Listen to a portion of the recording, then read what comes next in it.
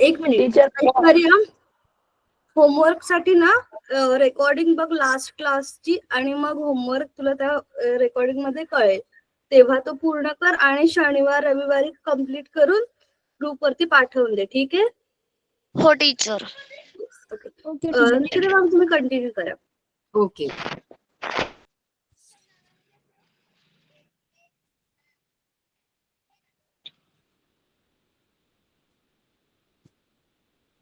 आपला law of conservation of energy झालं होतं बरोबर. हो टीचर. Yes ma'am.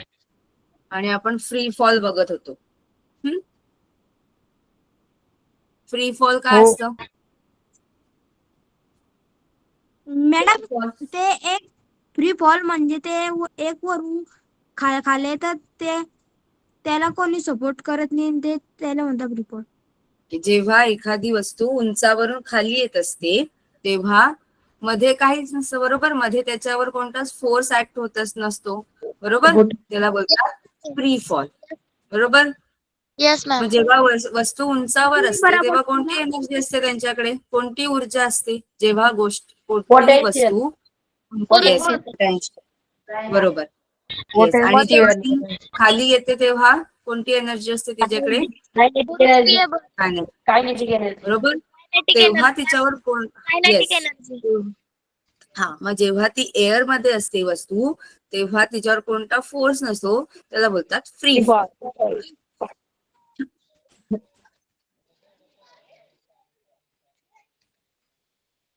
मॅम तुमचा आवाज येत नाही. मी बरोबर बोलते का? स्क्रीन दिसतेय? No ma'am. मी बरोबर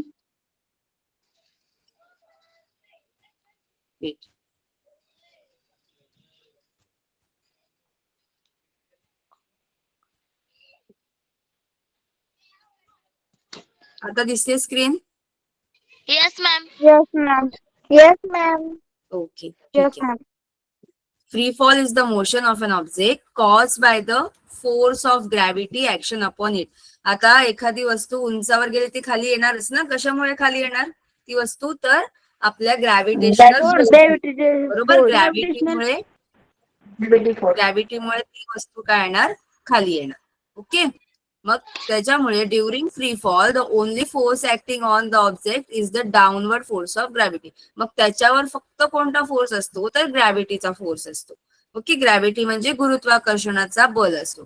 आणि at the object accelerate downward constant rate known as the acceleration due to gravity. जी तुम्ही मग तुम्हाला बोलले होते की स्मॉल जी काढा, कॅपिटल जी यूज करू नका. जो स्मॉल जी असतो, स्मॉल जी म्हणजेच काय तर acceleration due to gravity.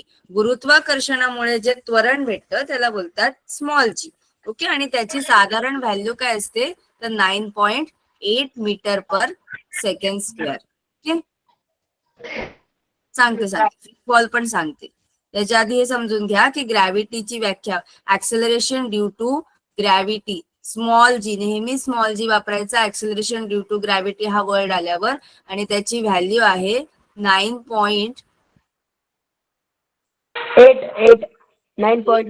Yes. Metre per second येईल का सेकंड स्क्वेअर येईल तर मीटर पर सेकंड स्क्वेअर. कारण ऍक्सेलरेशन आहे ना. मग हा ऍक्सेलरेशन कशामुळे ड्यू टू म्हणजे ग्रॅव्हिटीमुळे जो ऍक्सेलरेशन भेटतो त्याला ऍक्सेलरेशन ड्यू टू ग्रॅव्हिटी म्हणतात. आणि त्यालाच काय सिम्बॉल आहे तर जी सिम्बॉल आहे. ओके. आणि त्या ऍक्सेलरेशनमुळे डाऊनवर्ड म्हणजे खालच्या दिशेला कोणतंही ऑब्जेक्ट काय येतं खालच्या दिशेला येतं त्याला बोलतात free fall. Okay. Yes ma'am 2 मिनिटं, सरांचा कॉल येतोय आमच्या, तर लेफ्ट का? हा. This acceleration is approximately 9.8 metre per second square on the earth. म्हणजे आपल्या अर्थवर ही व्हॅल्यू आहे. जसं वेगवेगळे तुम्ही जर चंद्रावर गेलात तर चंद्रावर त्याची व्हॅल्यू काय होईल चेंज होईल. तुम्ही जर वेगळ्या कोणत्याही ग्रहावर गेलात तर त्याची व्हॅल्यू काय होणार आहे चेंज होणार आहे. म्हणजे हा जो 9.8 आहे तो ऍक्सेलरेशन ड्यू टू ग्रॅव्हिटी आहे. आपलं जे वजन असतं, आपण जे वजन मोजतो आपलं वेट, त्याचा हा फॉर्म्युला आहे मास इंटू जी. म्हणजे आपलं जे वेट आहे ना त्याला ह्या जीनी जर तुम्ही काय केलं जीनी जर डिवाइड केलं ना तर तुम्हाला तुमचं मास समजेल की किती मास आहे. Okay, weight.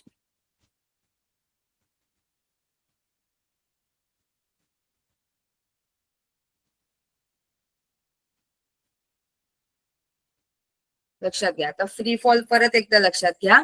फ्री फॉल म्हणजे तुम्हाला काय करायचंय, फ्री फॉल म्हणजे एखादा ऑब्जेक्ट उंचावरून खाली येतो, तो कशामुळे, तर गुरुत्वाकर्षण बलामुळे म्हणजेच ग्रॅव्हिटेशनल फोर्समुळे. Okay, force of gravity. आणि त्याच्याच बरोबर फोर्स आला म्हणजे फोर्सचा फॉर्म्युला काय आहे, तर मास इंटू ऍक्सलरेशन. बरोबर, फोर्सचा फॉर्म्युला आहे मास इंटू ऍक्सलरेशन. मग हे जे ऍक्सलरेशन आहे ते ऍक्सलरेशन कशामुळे आहे, तर ग्रॅव्हिटीमुळे आहे. म्हणूनच ऍक्सलरेशनच्या जागी आपण काय लिहिणार आहोत, एम ए च्या जागी आपण लिहिणार आहोत एम जी. ओके, हा जी म्हणजे ऍक्सलरेशन ड्यू टू ग्रॅव्हिटी म्हणजेच गुरुत्वाकर्षणामुळे भेटलेलं त्वरण म्हणजे काय आहे, हा जी, ज्याची व्हॅल्यू पृथ्वीवर काय आहे, फिक्स आहे. ती कोणती आहे, 9.8 metre per second square. Okay, फक्त 9.8 ही व्हॅल्यू लिहायची नाही, तर तुम्हाला मीटर पर सेकंड स्क्वेअर हे युनिट सुद्धा लिहायचं आहे, मेन्शन करायचं आहे. तर तुम्हाला नंतर it causes the object to gain speed as it falls. जसजशी वस्तू खाली येते तसं त्याचा स्पीड वाढतो ना. जोपर्यंत एकदम उंच आहे तोपर्यंत त्याला स्पीड कमी असतो, पण जसजसं काय असतं, तुमची वस्तू जेव्हा खाली येते तसतशी त्याची वेलॉसिटी काय होते, वाढत जाते. बघा, reaching higher and higher velocities the longer it falls. जेव्हा तुमची वेलॉसिटी वाढलेली असते तेवढ्या फास्टला तो जे ऑब्जेक्ट असतो तो काय येणार, खाली येणार. ओके, जसजसे खाली येते तशी वेलॉसिटी किंवा स्पीड काय होणार, त्याचा वाढणार. ओके, त्याला बोलतात फ्री फॉल. थोडक्यात लक्षात काय ठेवायचं, free fall is the motion of an object.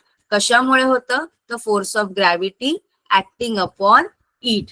Okay, त्याच्यामुळे ग्रॅव्हिटी ऍक्ट होत असते, त्याच्यामुळे हा फ्री फॉल होतो. आणि आपली लास्टची एक कन्सेप्ट राहिली आहे,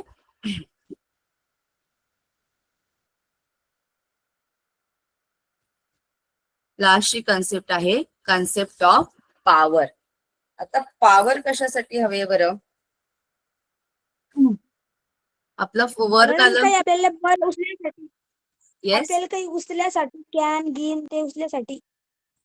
काय मॅडम आपल्याला बल याच्यासाठी लागतं की काही आपण जड वस्तू उचलू शकतो याच्यासाठी. बरोबर. आता आपण वर्क केलं, बरोबर. आता वर्क, एखादी आपल्याला जर मशीन घ्यायची असेल तर आपण त्याचं काय चेक करतो, की त्याचं वर्क काय आहे, पॉवर चेक करतो. बरोबर, पॉवर चेक करतो. पॉवर चेक करतो म्हणजेच काय, तर सपोज तुम्हाला आपल्याला आपली पॉवर चेक करायची, मला तुमची पॉवर चेक करायची, तर मग मी काय चेक करणार, की एखादा मुलगा 1 तासामध्ये 4 पानं लिहितो, बरोबर. तोच दुसरा मुलगा 1 तासामध्ये 2च पानं लिहितो. म्हणजे कोणाची पॉवर जास्त आहे, तर जो मुलगा 1 तासामध्ये 4 त्याची पॉवर जास्त आहे. बरोबर, म्हणजे पेजेस लिहिणे हे काय झालं, तुमचं वर्क झालं. If you are writing something, हे तुमचं वर्क झालं, वर्क अपॉन टाइम. बरोबर, म्हणजे तुम्ही ते वर्क किती टाइम मध्ये करताय, एखाद्या टाइम मध्ये तुमचं वर्क किती जास्त होतंय. जर तुम्ही कमी टाइम मध्ये जास्त वर्क करत असाल तर काय होतं, पॉवर जास्त आहे. आणि जर त्याच टाइम मध्ये तुम्ही कमी काम करत असाल तर तुमची पॉवर काय आहे, कमी आहे. ओके, तसंच मशीनच्या ह्याच्यात आहे concept of Yes, concept ma'am. of power in machine. Power is the equation is the rate of doing work. बरोबर ना, रेट म्हणजे काय, तर टाइम. तुम्ही 1 सेकंदात किती पॉवर, किती वर्क होतंय, 2 सेकंद मध्ये किती वर्क होतंय, 3 सेकंद मध्ये किती वर्क होतंय. म्हणून काय दिलंय, power is a rate of doing work. Okay,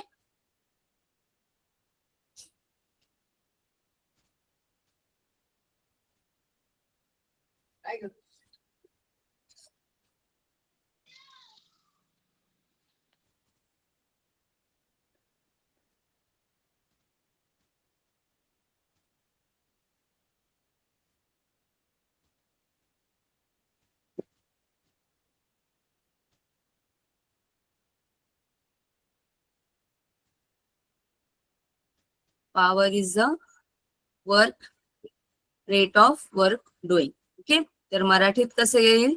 मराठीत लक्ष द्या. तुमची जी शक्ती आहे, शक्ती म्हणजे काम करण्याचा दर.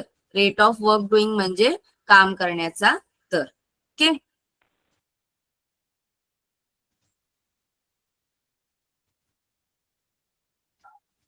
नंतर application of power. Power is the important in many areas of physics from the engines to electrical circuit. म्हणजे आपण बघा, आपल्याला जरी बाईक घ्यायची असेल तरी आपण त्याची पॉवर चेक करतो, किंवा आपल्याला एखादी बॅटरी घ्यायची असेल तरी आपण त्याचा पॉवर चेक करणार.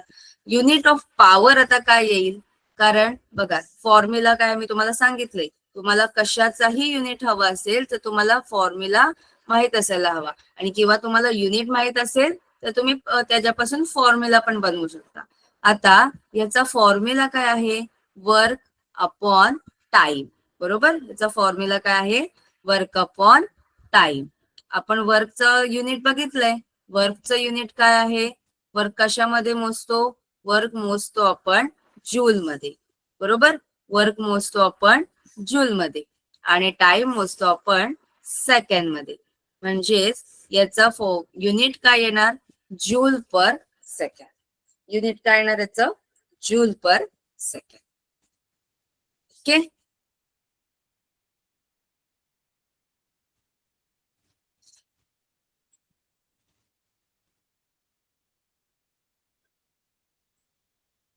पॉवरचा तुम्हाला व्याख्या समजली.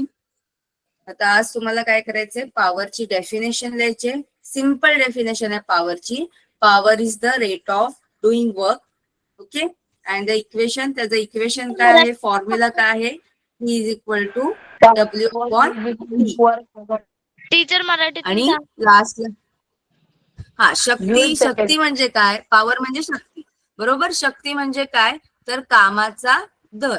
रेट ऑफ डुईंग वर्क म्हणजे कामाचा दर.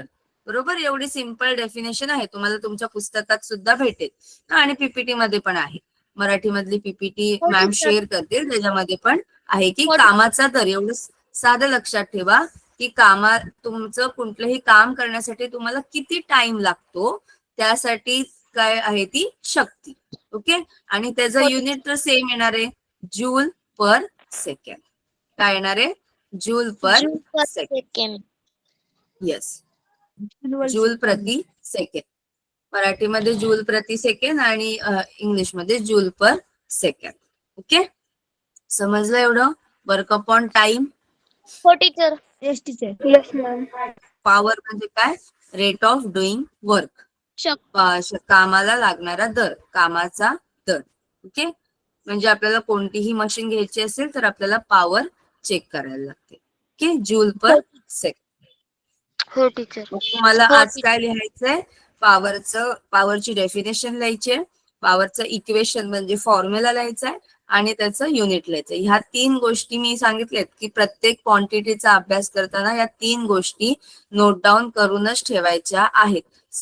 मी सांगितलं असेल नसेल, तुम्हाला या स्वतःहून नोट डाऊन करून ठेवायच्या आहेत, कारण या 9वी 10वी पर्यंत तुम्हाला आहेतच. पुढे सायन्स मध्ये गेल्यानंतरही तुम्ही तुमच्या बुक्स रेफर करू शकता. ओके, मॅम काय सांगितलं तुम्ही आता? पॉवरची डेफिनेशन, व्याख्या, शक्तीची व्याख्या द्यायची. पॉवरचा हा जो फॉर्म्युला आहे डब्ल्यू अपॉन टी, तो लिहायचा आहे, आणि लास्टला तुमचं युनिट येईल. Okay, joule per second. समजलं? Yes ma'am. ओके, आता आपण थोडेसे याच्यावर काही न्यूमरिकल्स बघू. न्यूमरिकल्स म्हणजे माहिती ना, आपण काही गणित बघू आपण याच्यावर. बरोबर, कारण ते येतातच, विचारतात.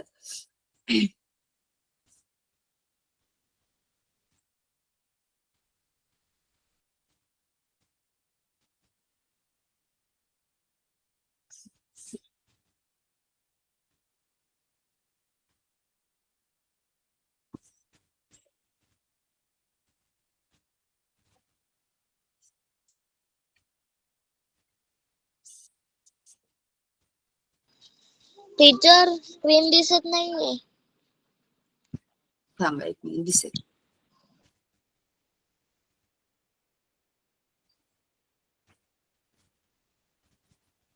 दिसते का?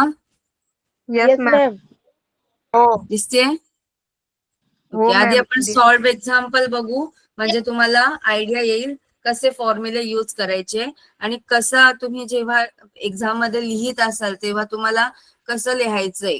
ओके, डायरेक्ट कसंही तुम्हाला लिहायचं नाही. तुम्हाला पहिले काय गिव्हन क्वांटिटी आहे ती लिहायची, नंतर फॉर्म्युला लिहायचा आणि मग त्या फॉर्म्युल्यात काय काय टाकायचं ती लिहायचं. ओके,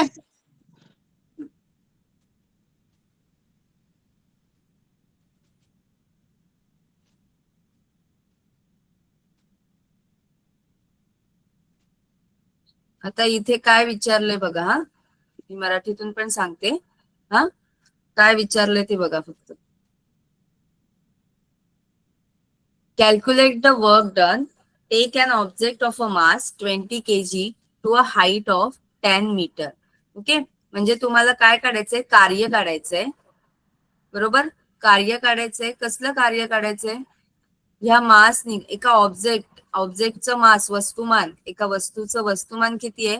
20 kg आहे आणि त्याची हाईट किती आहे? तर 10 मीटर आहे. परत त्यांनी दिले जी ची व्हॅल्यू दिली. तुम्हाला ग्रॅव्हिटी सांगितलं मी, ऍक्सिलरेशन ड्यू टू ग्रॅव्हिटी, बरोबर, त्वरण 9.8 मीटर पर सेकंड स्क्वेअर ही त्यांनी दिलेली व्हॅल्यू आहे. ओके, आता आपल्याला पहिले काय लिहायचं आहे? तर गिव्हन क्वांटिटी लिहायची आहे. m is equals to 20 kg. आता तुम्हाला हे लक्षात घ्यायचंय, मास विचारलंय, वस्तुमान विचारलंय, म्हणजे m is equals to 20 kg. Then तुमचं काय आहे?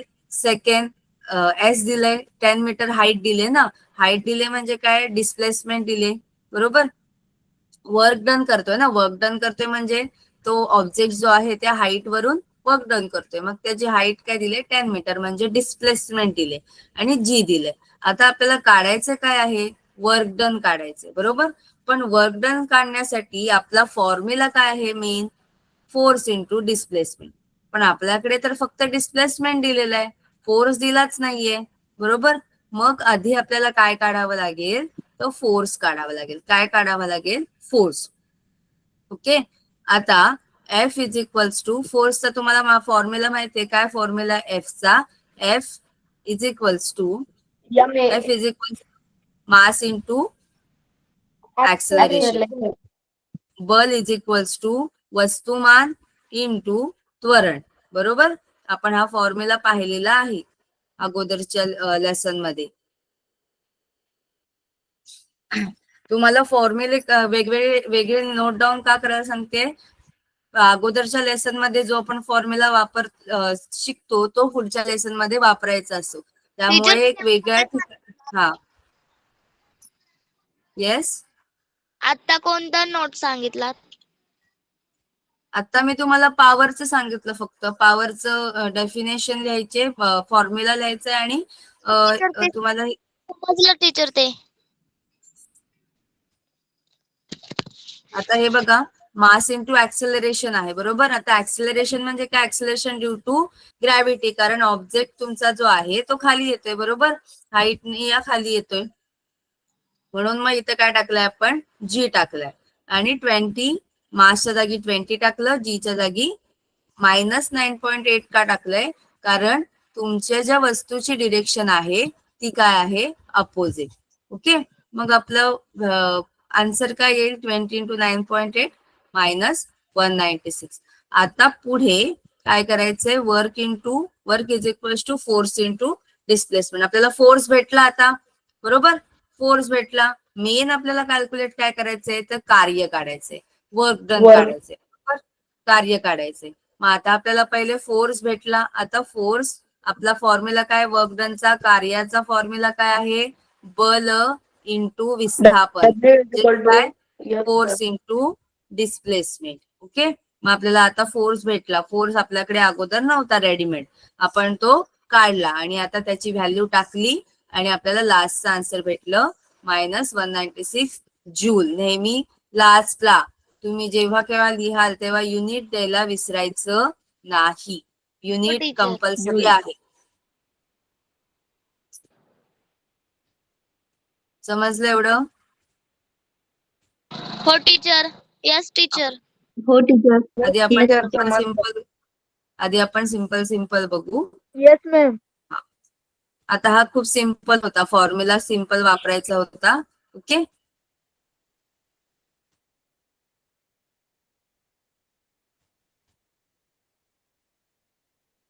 आता हा एक स्टोन हॅव्हिंग अ,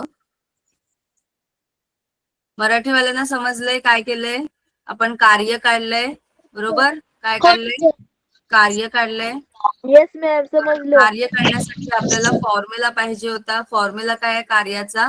तर बल इंटू विस्थापन. पण आपल्याकडे बलसाठी, फोर्ससाठी व्हॅल्यू रेडीमेड नव्हती. मग ती आपण काय काढली? इथून आधी ती व्हॅल्यू काढली. ती व्हॅल्यू काढण्यासाठी आपल्याला मास दिलंय, वस्तुमान दिलंय. वस्तुमान आणि त्वरण ह्या दोन्ही गोष्टी दिल्यात. त्याच्यावरून आपण बलची व्हॅल्यू काढली आणि त्यानंतर ती बलाची व्हॅल्यू शेवटच्या फॉर्म्युलामध्ये पुट केली. W is equals to force into displacement. Okay. यासाठी तुमचे फॉर्म्युले काय असायला पाहिजेत? लर्न असायला हवेत. कारण तुम्हाला जर एखादी गोष्ट रेडीमेड दिली नाही तुम्हाला ह्याच्यामध्ये, तर तुम्हाला माहित असायला पाहिजे की आपल्याला कोणता फॉर्म्युला वापरून नंतर कोणती क्वांटिटी काढायची. ओके. हो टीचर समजलं. हा.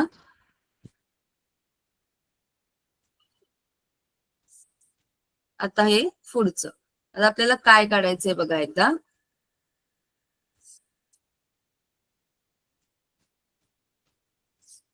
A stone having a mass of 250 gram. आता एका दगडाचं मास काय आहे? 250 ग्रॅम. ग्रॅम दिलंय त्यांनी, लक्षात घ्या. आपल्याला नेहमी जेव्हा आपण सॉल्व्ह करतो तेव्हा पहिले आपल्याला CGS सिस्टीम असेल त्याचं SI युनिट मध्ये कन्वर्ट करायचं असतं. ओके.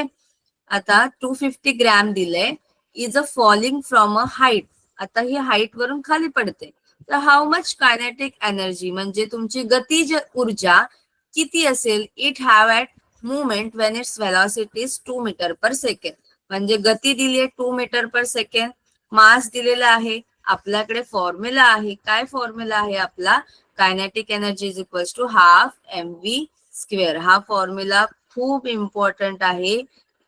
लक्षात ठेवून लिहून पण काढायचं आहे. तर kinetic energy is equals to half into mv square. Okay. वस्तुमान इंटू गतीचा वर्ग. आता इथे लक्षात द्या, मासची व्हॅल्यू जी दिली आहे ती ग्रॅम मध्ये दिली आहे. ती आपल्याला किलोग्रॅम मध्ये काय करायचे? कन्वर्ट करायचे, बरोबर? तर 1 जी किलो आपली. म्हणजे किती?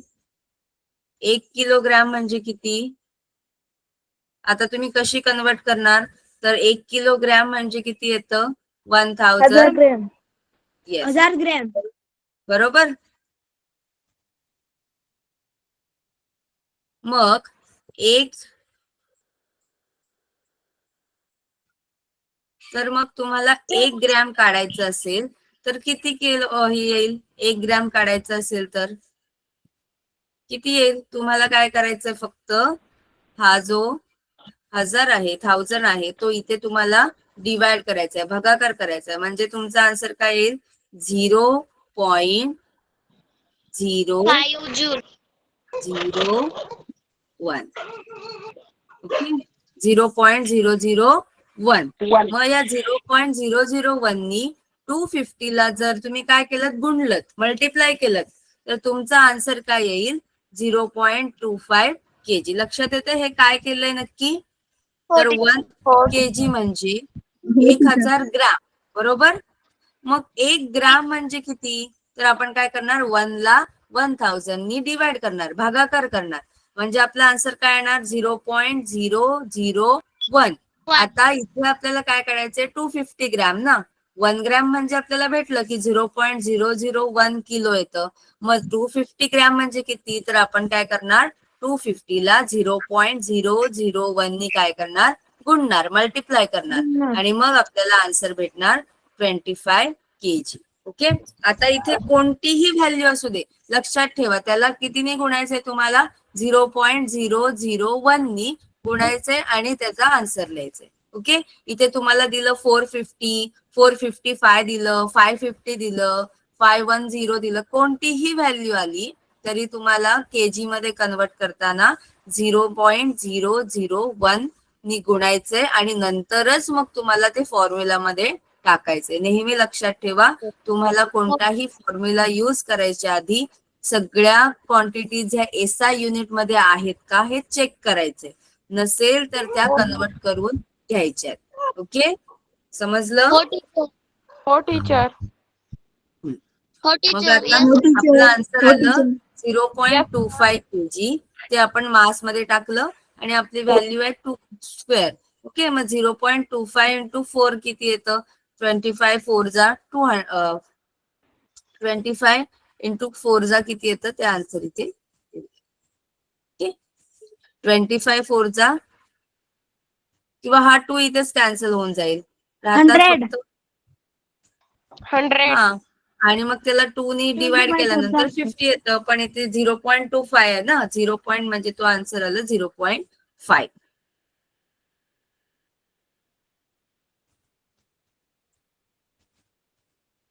आता हा काय आहे इथे बघा, 0.25 इंटू 4 किती आलं? 100. बरोबर.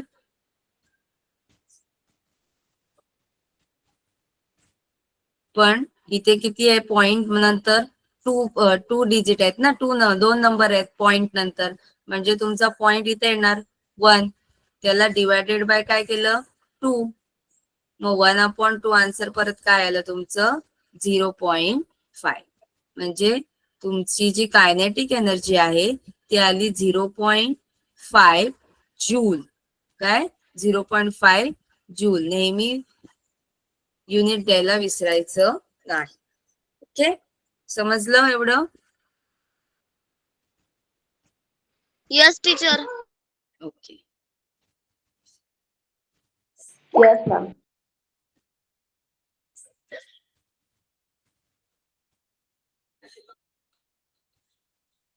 आपण पोटॅन्शियल कायनेटिक एनर्जी बघितली.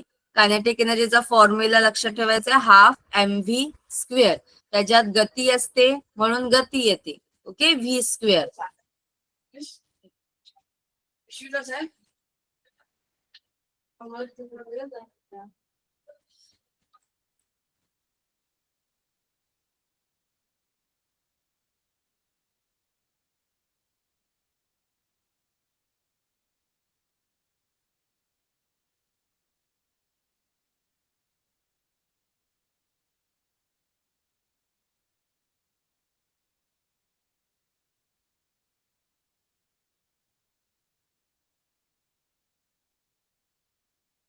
मॅम आवाज येत नाही. आता पोटेन्शियल एनर्जीचा फॉर्म्युला काय आहे तर mgh. काय लक्षात ठेवायचं? mgh. बरोबर, कारण हाईट वर असताना ही एनर्जी असते ना, तर काय असतो? mgh. आता काय दिलंय बघा, 500 kg वॉटर. आता तुम्हाला मास कन्वर्ट करायची गरज आहे का? नाही. बरोबर, नाही. 5 kg वॉटर kg मध्येच दिलंय. Stored in overhead tank of 10 metre high building. Okay, 10 metre high building म्हणजे एच पण दिलेला आहे तुम्हाला. ओके, हाय एच दिलेला आहे, हाईट पण दिलेली आहे. आता calculate the amount of potential energy. Okay, आता इथे तुम्हाला जी ची व्हॅल्यू त्यांनी दिलेली नाही, म्हणून त्यासाठी जी ची व्हॅल्यू पण तुम्हाला लर्न करून ठेवायची आहे. नाही. Okay, 9.8 metre per second. कारण काही ठिकाणी देतात, काही वेळेस ते देत नाहीत, म्हणून लर्न करून ठेवायची 9.8 मीटर पर सेकंड स्क्वेअर. आणि ती तुम्हाला इथे टाकायची. मग मासच्या जागी मी टाकलं, मासच्या इथे टाकलं 500. बरोबर, जीच्या इथे टाकलं 9.8 आणि माझी एच आहे 10 मीटर. आता मी तुम्हाला मास कन्वर्ट केलेलं नाही, कारण मास त्यांनी ऑलरेडी केजी मध्ये दिलेलं आहे. जर ग्राम मध्ये दिलं असतं तर मी कन्वर्ट केलं असतं. ओके, आणि मग तुम्हाला काय करायचंय? हे काढायचं. ओके, समजलं?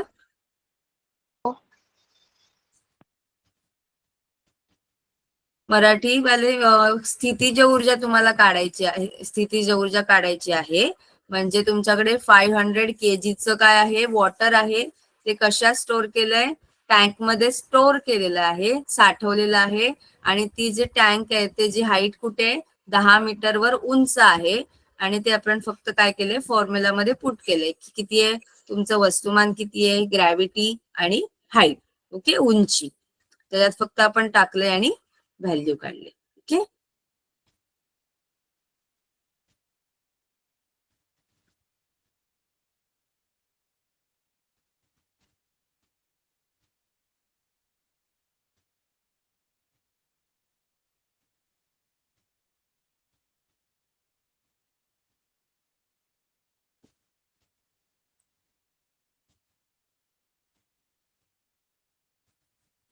टीचर आवाज येत नाहीये. हो हो, weight.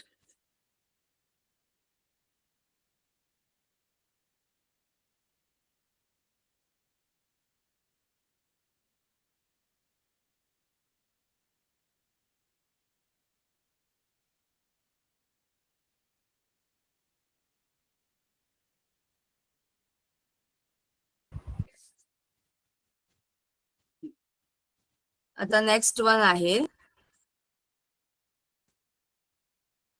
Swarali takes 20 second to carry. म्हणजे स्वराली जी आहे तिला 20 सेकंड लागतात to carry the bag weighing 20 kg. म्हणजे कशासाठी, तर 20 kg ची जी बॅग आहे तिला वेइंग कॅरी करायला 20 सेकंड लागतात to a height of 5 metre. म्हणजे 5 मीटर उंचीवर ती कॅरी करायला तिला काय लागतं, 20 kg ची बॅग कॅरी करून तिला 20 सेकंड लागतात. How much power has she use. म्हणजे तिने किती शक्ती वापरली. बरोबर. मग लक्षात घ्या, m is equals to, direct काय टाकायचं आपल्याला फॉर्म्युला.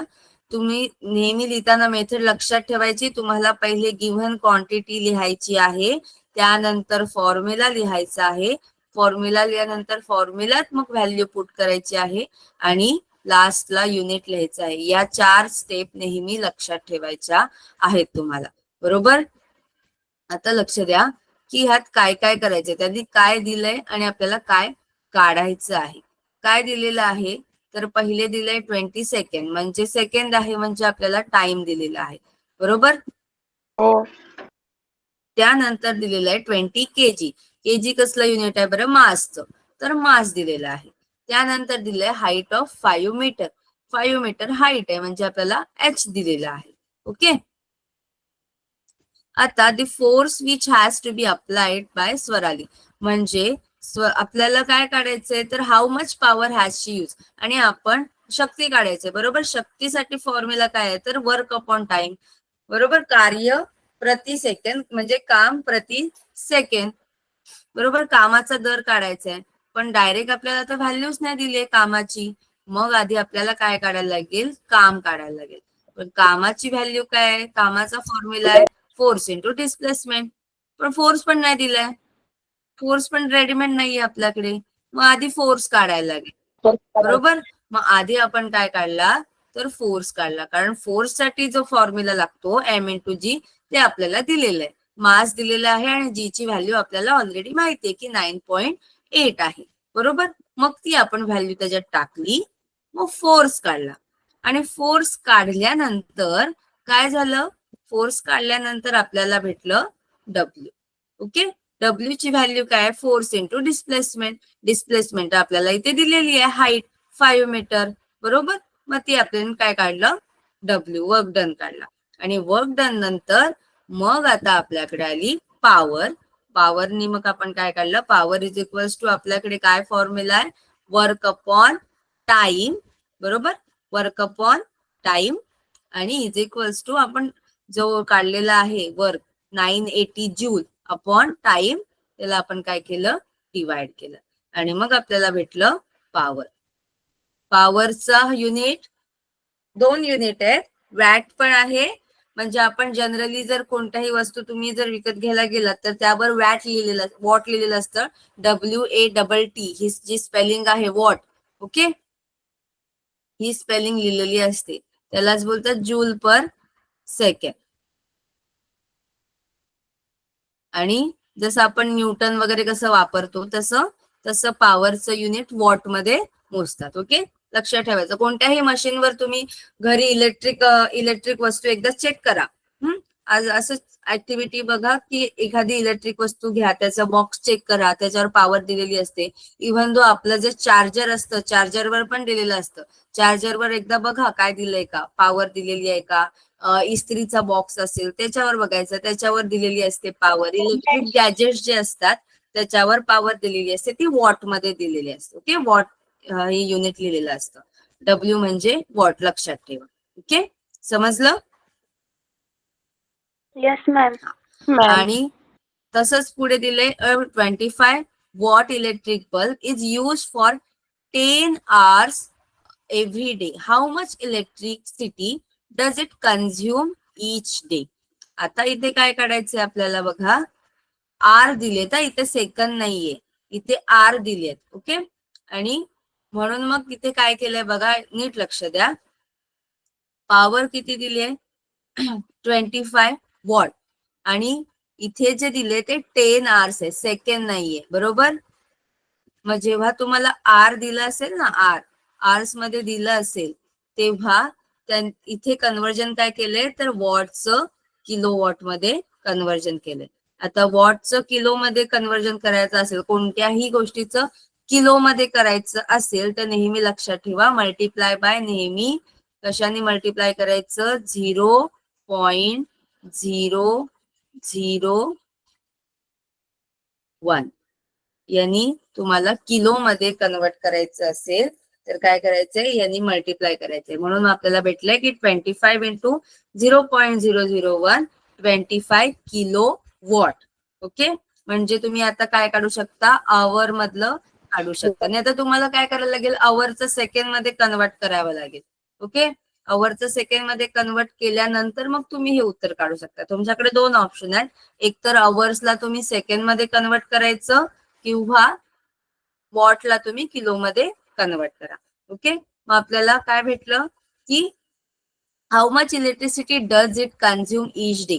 आता हाऊ मच इलेक्ट्रिसिटी कन्झ्युम म्हणजे किती एनर्जी कन्झ्युम झाली. ओके, किती वर्क झालं. ओके, समजलं. पॉवर दिलेली आहे त्यांनी. आता एक डोकं असं लावायचं की आता त्यांनी काय दिले, पॉवर दिले, टाइम दिलाय, मग राहते कोणती क्वांटिटी राहते तर वर्क राहतं. वर्क म्हणजेच काय तर एनर्जी. इलेक्ट्रिसिटी काय आहे, इलेक्ट्रिसिटी म्हणजे इलेक्ट्रिक एनर्जी आहे ना. बरोबर, म्हणजे आपल्याला काय करायचंय तर इलेक्ट्रिक एनर्जी. मग आपल्याकडे फॉर्म्युला काय बरं, आपल्याकडे फॉर्म्युला तर असा आहे की power is equals to work upon time. मग वर्क म्हणजेच काय, कुठली तरी एनर्जी आहे. मग ती इलेक्ट्रिकल एनर्जी असेल, मेकॅनिकल एनर्जी असेल किंवा कोणतीही एनर्जी असेल. बरोबर, म्हणजे काय आपला फॉर्म्युला झाला. आपल्याला इनडायरेक्टली काय काढायचं, एनर्जी म्हणजेच इनडायरेक्टली काय काढायचं तर वर्क. म्हणजे वर्क इज इक्वल्स टू काय झालं, हा टाइम इथे जो डिव्हिजन मध्ये आहे, भागाकारामध्ये आहे, जो वेळ भागाकारामध्ये आहे तो इथे येऊन काय होणार, गुणाकार होणार. बरोबर, म्हणून मग फॉर्म्युला काय वापरलाय त्यांनी, पॉवर इंटू टाइम, शक्ती गुणिले वेळ. ओके, हा जो फॉर्म्युला आहे तो असा आला. समजलं. आणि मग आता आपण पॉवर मध्ये त्याची व्हॅल्यू टाकली 0.05 आणि टाइम मध्ये व्हॅल्यू टाकली 10. ओके, आणि मग आपल्याला त्याचं आन्सर भेटलं. म्हणजे तुम्हाला काय गिवन आहे यासाठी सांगते, काय गिवन आहे का लिहायचं तर आपल्याला समजतं की काय काढायचंय. आता ह्यांनी इथे दिलं नाही काय काढायचं, पण आपल्याला लिहायला लागेल. इथे आपण लिहायचं, पॉवर दिलेला आहे, टाइम दिलेला आहे, आणि काढायचं काय आहे, एनर्जी काढायची आहे. ई लिहायचं आणि इथे समोर काय लिहायचं, क्वेश्चन मार्क. म्हणजे तुम्हाला काय समजेल, गिव्हन आणि टू फाइंड मधलं तुम्हाला रिलेशन समजेल आणि तुम्हाला फॉर्म्युला लक्षात येईल. समजलं. कोणतंही न्यूमरिकल सॉल्व्ह करताना स्टेप कोणत्या फॉलो करायच्या आहेत, न्यूमरिकल सॉल्व्ह करताना स्टेप 1 गिव्हन लिहायचं आहे, जे तुम्हाला दिलेलं आहे ते लिहायचं आहे. स्टेप 2 तुम्हाला काय काढायचं आहे, काय काढायला विचारलंय त्यांनी ते लिहायचंय. म्हणजे तुम्हाला त्या दोघांमधलं रिलेशन आठवून तुम्हाला फॉर्म्युला आठवेल की कोणता फॉर्म्युला आपल्याला नक्की यूज करायचा आहे, आणि त्यानंतरच तुम्ही फॉर्म्युला लिहायचा आहे. मग त्या फॉर्म्युल्यामध्ये दिलेल्या व्हॅल्यू ज्या आहेत त्या ठेवायच्या आहेत, पुट करायच्या आहेत आणि सॉल्व्ह करायचंय. सॉल्व्ह झाल्यानंतर आपण युनिट लिहिलेलं आहे की नाही ते एकदा चेक करायचं. ओके, कारण युनिटला हाफ मार्क्स असतो, काही ठिकाणी 1 मार्क्स येऊ शकतो जर मोठं गणित असेल, पण युनिटचा मार्क कट होतो, म्हणून युनिट लिहायचं आहे. ओके, समजलं. Yes ma'am. आता तुम्हाला होमवर्क मध्ये लक्ष द्या, काय काय करायचं आहे. एक होमवर्क मध्ये एक्सरसाइज मधलं क्वेश्चन हवं तर लिहून ठेवा. ओके, एक्सरसाइज मधला तुम्हाला question please. Yes, explain the difference between potential energy and kinetic energy हा लिहायचा आहे ए. ओके, त्यानंतर derive the formula for the kinetic energy. Exercise स्वाध्याय मधला, हा मराठी मीडियम स्वाध्याय मधलं क्वेश्चन जो प्रश्न पहिला आहे त्यातला ए नंतर बी. ओके, हे दोन करायचे आहेत. त्यानंतर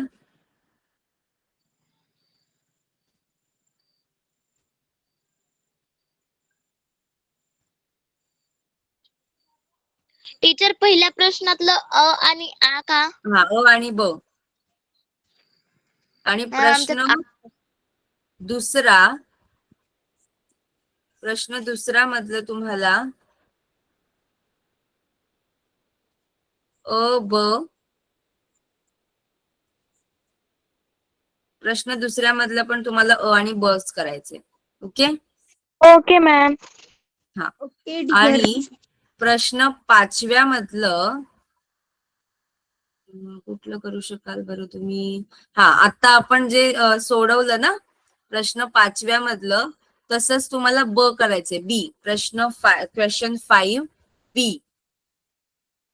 येस मॅम. हे तुम्हाला ओके मॅम. आता आपण जे सोडवलं ना शेवटला. हा, येस. टीचर तेच ना, 1200. हा हा, येस, हो हो. आता इथे लक्ष द्या बघा, 30 मिनिट दिलेत. 30 मिनिट दिलेत. हो टीचर. 1200. हा,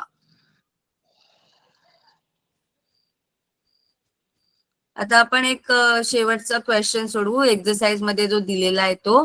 ओके, हा तुम्हाला दुसरा तुम्हाला ट्राय करायचा आहे. नाही जमला तर तुम्ही तसं कमेंट करा युट्यूबच्या ह्याला. ओके, आपण मग बघूया. पण तुम्ही ट्राय करा. हा, टीचर गेल्या बारीचा होमवर्क सांगा ना प्लीज. मला तर युट्यूबवरचा व्हिडिओ सापडत नाहीये. मी मॅमना सांगते. हा, ओके टीचर. ओके, ठीक आहे. आणि हा आता क्वेश्चन बघूया, ई वाला क्वेश्चन बघूया. ठीक आहे, काय विचारलंय बघा. होमवर्कला तुम्हाला आहे क्वेश्चन 1 मधला 1 मधला ए आणि बी, अ आणि ब. क्वेश्चन 2 मधला पण अ आणि ब. आणि क्वेश्चन 5 मधला ब. ओके, हो. सगळ्यांना समजला होमवर्क? हो मॅम. आता एक लास्टचं गणित आपण बघूया. काय दिलंय? Ravi applied a force of 10 newton. रवीने किती बल, 10 न्यूटनचं बल दिलं. आवाज आणि ब्रेक. टीचर आवाज ब्रेक होतोय. टीचर आवाज ब्रेक होतोय खूप. आवाज येतोय? हा, आता Yes, येतोय टीचर. ओके, आता बघा या रवीने काय केलं बरं, 10 न्यूटनचा फोर्स केला, 10 न्यूटनचं बल अप्लाय केलं. बरोबर. आता आणि मूव अ बुक 30 सेंटीमीटर. आता हे किती दिले? 30 सेंटीमीटर दिले. हा, in the direction of the force. आता त्यांनी इथं मेन्शन केलंय in the direction of force, म्हणजे तुम्हाला लक्षात पाहिजे की दिशेने, त्याच दिशेने. Okay, how much was the work done by the Ravi. आता कोणता फॉर्म्युला तुम्हाला वापरायचा आहे? तर W is equals to, simple formula वापरायचा आहे. W is equals to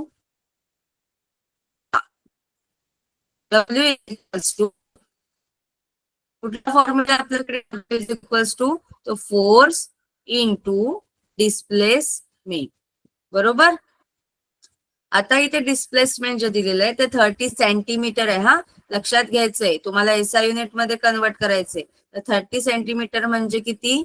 metre मध्ये कन्वर्ट करायचंय. तर 1 सेंटीमीटर म्हणजे किती? 1 मीटर म्हणजे किती? 1 मीटर म्हणजे किती? 100 सेंटीमीटर. बरोबर. म्हणजेच 1 सेंटीमीटर म्हणजे किती? 0.01. मग अशी तुम्हाला किलोचा रिलेशन सांगितलं. आणि आता 0.001. सेंटीमीटरचं काय? 0.1. म्हणजे 30 इंटू 0.01 तुम्हाला करायचं आहे. बरोबर. त्याला तुम्हाला 10 नी मल्टिप्लाय करायचंय. 0.01. हा, तर तुम्ही हेही कराल, मी तुम्हाला आता एक्सप्लेन केलंय. फक्त काय करायचंय, हो टीचर. 30 ला 0.01 नी गुणायचंय, मल्टिप्लाय करायचंय आणि ती व्हॅल्यू एस मध्ये टाकायची आहे. ओके, आणि हे फोर्स तर दिलेलं डिरेक्टली 10 न्यूटन, 0.3 येणार नाही.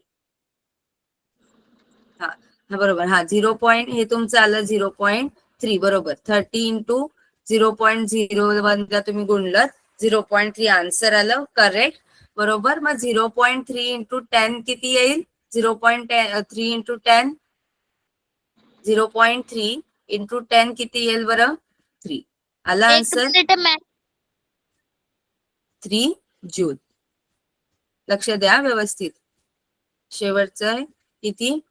रवी अप्लाइड अ फोर्स 10 न्यूटन. रवीने 10 न्यूटन फोर्स अप्लाय केला बरोबर. त्यानंतर किती ते 30 सेंटीमीटरचं आपण कन्वर्जन केलं. कशात कन्वर्जन केलं? 30 सेंटीमीटर म्हणजे 0.3 मीटर. हा, मग त्याला 10 ने काय केलं? गुणलं बरोबर. 10 ने गुणलं 10 इंटू किती? 0.3 म्हणजे तुमचं आन्सर आलं 30. ओके. 10 इंटू 0.3 आन्सर आलं 3 जूल. समजलं सगळ्यांना? होमवर्क समजलाय काय करायचं आहे? हो टीचर. हा, आणि Yes, हे ma'am. दोन्ही गणित लिहून काढायची आहेत. ओके, कोणतं? बी आणि ई. हा ओके. टीचर 10 ने हो, teacher. 0.3 ला जर मल्टिप्लाय केलं ना तर त्याचं उत्तर ना 13.0 येतं टीचर. नाही नाही नाही, 10 इंटू 0. नाही मॅम, 3 येतात.